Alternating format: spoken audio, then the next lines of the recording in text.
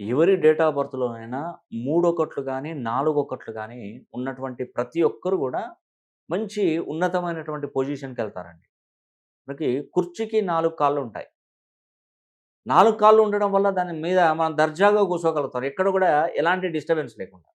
అంటే ఒక విధంగా జెప్పాలంటే రాజయోగం, రాజ్యాధికారం సంపాదించుకోవచ్చు.